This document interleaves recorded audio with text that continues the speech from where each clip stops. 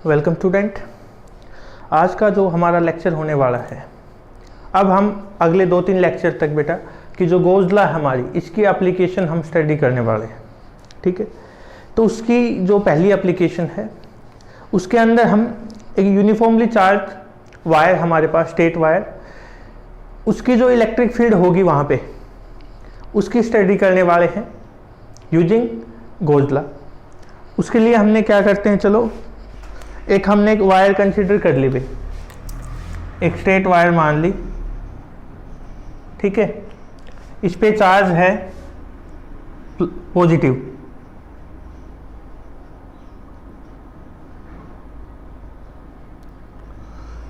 ठीक है, इम्पोर्टेंट है भाई, इसका जो रिजल्ट है वो भी इम्पोर्टेंट है, और जो ये ला है हमारे पास, सॉरी ये एप्लीकेशन है ये भी।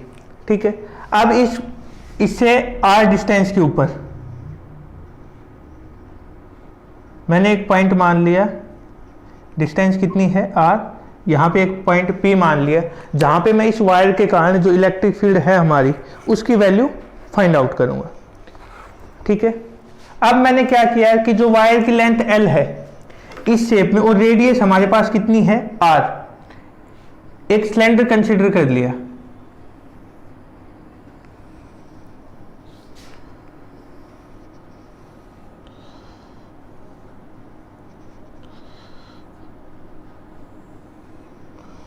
ठीक है, इसके चारों तरफ एक सिलेंडर हमने मान लिया जिसकी रेडियस कितनी है भाई r, और लेंथ है L, हमारे पास कितनी है लेंथ L, और रेडियस क्या मान ली हमने r। 3 सरफेस हो गए भाई इसके। पहला तो S1 जो फ्लैट सरफेस है, 2 तो ये हो गए। थर्ड हमारे पास कौन सा हो गया, जो कर्व सरफेस है इसका वो, और उसकी डायरेक्शन क्या होगी आपको पता ही है, आउटवर्ड। ठीक है, एक सेकेंड, ये हमने क्या मान ली इधर S3। अब यदि मैं जो ये चार्ज है, आपको पता है इनके कारण यदि हम फील्ड लिखें, इलेक्ट्रिक फील्ड इनके कारण दिखाएं, तो कैसी होगी भाई, आउटवर्ड डायरेक्शन में होगी। इस साइड देखेंगे तो E इस साइड जाती हुई दिखेगी हमें, और इस साइड देखेंगे तो E इस साइड। ये हमारे पास जो इलेक्ट्रिक फील्ड है उसकी डायरेक्शन यहाँ पे दोनों जगह पे हम मान सकते हैं। ठीक है, अब देखिए इसमें कि जब हम, चलो इसको थोड़ा एक्सप्लेन कर देते हैं पहले कि हमने कंसिडर क्या किया है। ठीक है, और एक जो टॉपिक हमने पहले पढ़ा था, क्या हमने चार्ज डेंसिटी के बारे में पढ़ा था, ध्यान हो तो फॉर्मूले लिखवाए थे मैंने तीनों के कंसिडर करके अलग अलग, आपको ध्यान नहीं होगा शायद, कोई बात नहीं, देखिए आगे यूज होगा वहां पे हम बता दें।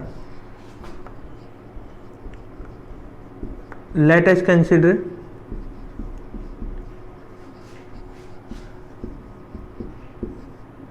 ए यूनिफॉर्मली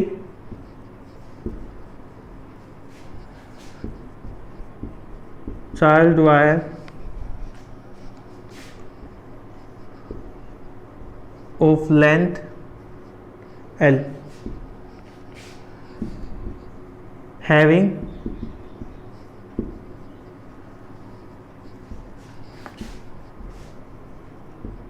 चार्ज डेंसिटी लैम्डा, और लैम्डा का फॉर्मूला क्या होता है भाई, charge upon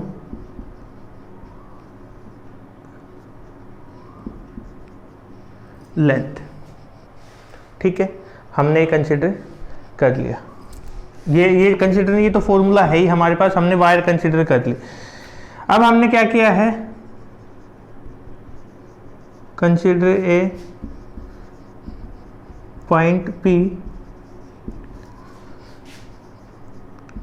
eight a distance R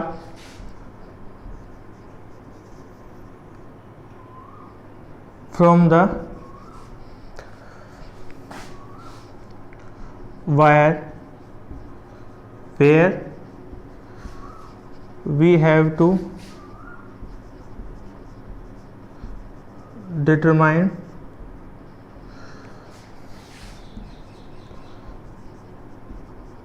the electric field intensity. ठीक है, अब ये तो हमने पॉइंट मान लिया। उसके बाद हमने क्या किया बीच में कि एक सिलेंडर कंसीडर कर लिया। कैसे सिलेंडर? जिसकी जो गॉसियन सरफेस का काम करेगा भाई हमारे पास। इसको कैपिटल पी रखो। Let us consider a cylinder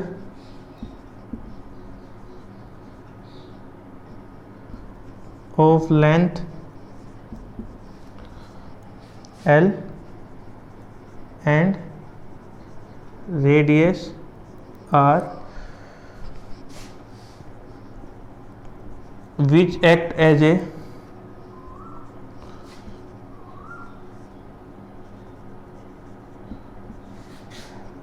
Gaussian surface.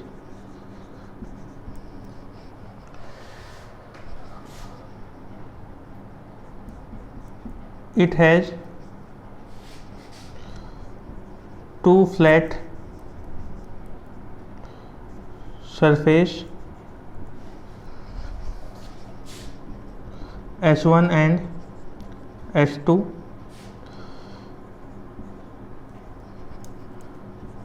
and one curved surface S3. DS1 DS2 and DS3 are their small element.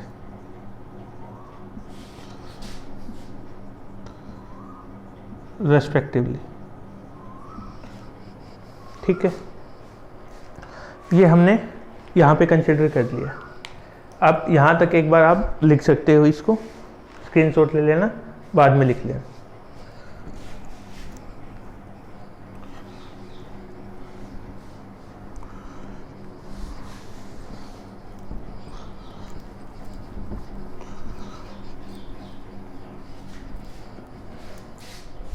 अब भाई हम किसके बारे में बताएंगे कि डायरेक्शन ऑफ इलेक्ट्रिक फील्ड है। The direction of electric field is outward. कैसी है भाई वो? आउटवर्ड है हमारे लिए दोनों जगह पे। ठीक है, अब यदि हम इसमें देखें टोटल इलेक्ट्रिक फ्लक्स की, यदि हम बात करें, किसकी बात करें, जो हमने पहले भी निकाला था, total electric flux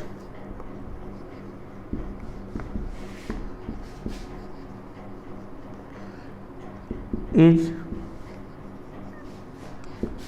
given by, किसके इक्वल होगा भाई वो? देखिए यदि हम निकालें इसमें से, अच्छा एलिमेंट हमने इसमें नहीं दिखाया क्या?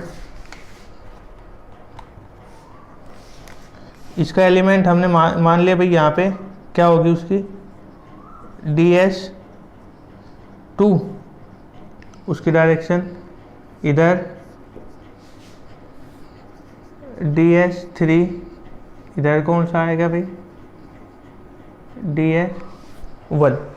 ये इनके एलिमेंट हमने कंसिडर कर लिए। ठीक है, ये मैग्नीट्यूड उसके आप समझ ही जाओगे, इतने टॉपिक हो चुके हैं उसके बाद। तो अब देखिए इसमें S1